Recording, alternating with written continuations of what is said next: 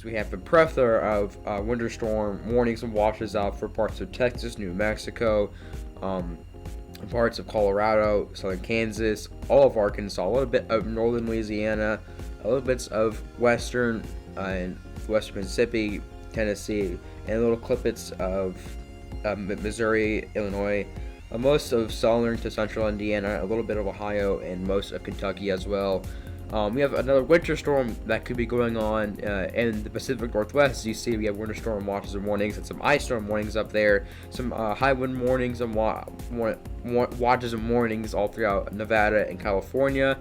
Going out to the eastern seaboard, we have a little system that could bring some ice into Virginia and little parts of North Carolina and Maryland. We have some ice storm warnings and winter weather advisories and winter storm warnings there as well. Going into what we could be seeing here in Indiana within the next week or two, as you see, this is the UCOMET, which is the English model pretty much. As you see, it has a large parts of central East Indiana, getting anywhere between 5 to potentially maybe 10 to 12 inches. You see. The model isn't quite show it here, but the GFS later on will. You'll see, and some of these snowfall totals could be a little bit higher as these systems are slower and could dump potentially more snow than what is forecasted a little bit. Going to the GFS now, the global forecasting system we have here.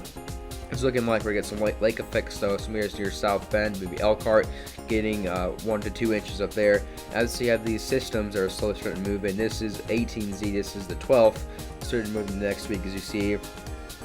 And this is the 16th, 17th, as you see. You already have an area of Tennessee to Kentucky and only into Pennsylvania that's already have anywhere between 5 to 9 inches. You see this area, that snow that brings up to between 5 to 8, maybe 9 inches, maybe some places getting more snow. So this the next two or three systems could really bring a lot of snow for these areas. As you see, this is for the next week. This is what I made. This is unofficial information. Please go to your local National Service office to see official information and what you could see in your area.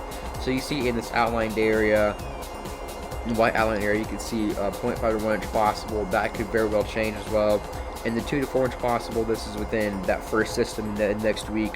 It's 2 to 4 inches, and then with this red area, could very well expand. We can see anywhere between 5 to 18 inches in this area of snow, in that little patched red area. Going to the potential temperatures for the next 2 to 3 weeks, the whole GFS model staying pretty cold, anywhere in between the upper teens to anywhere to single digits and maybe sub-zero temperatures as well as it comes in there. So they're going to be very frigid. This is what you get for your typical time of year.